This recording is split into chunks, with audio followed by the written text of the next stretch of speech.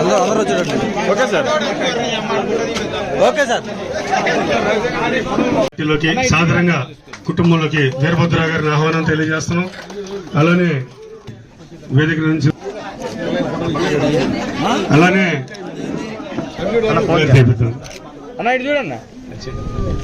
నారాయణ స్వాగతం సుస్వాగతం. అలానే అలానే నాగ కుమారి గారు,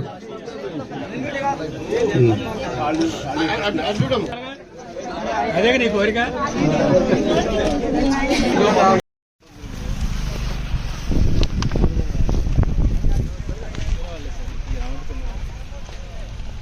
అమ్మా రావంటి పిల్లరా, నేను ఈ బజార్ నేను వస్తాను, కొన్ని బజార్ నేను వస్తాను నేను. మరి పొద్దున వచ్చే 13వ తారీఖు ఎలక్షన్ ఉన్నాయి. MP vote, MLA vote, fan vote. మరి మీకు అందరూ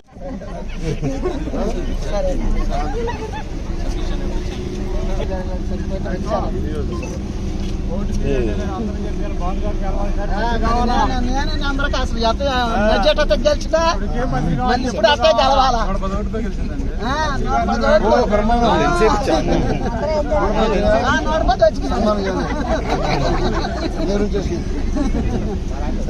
సరే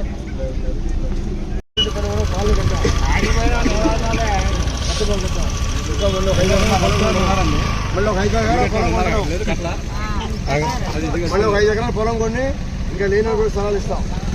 ప్రభుత్వం రాగా 5 ఎకరాలు కొంటున్నాం. తప్పకుండా వెళ్తాం. ఫ్యాన్ 2 నోట్లు ఉంటాయి, ఎంపీ ఎమ్మెల్యే. ఎంపీ చేసే నాని, ఎమ్మెల్యే ఎవరు?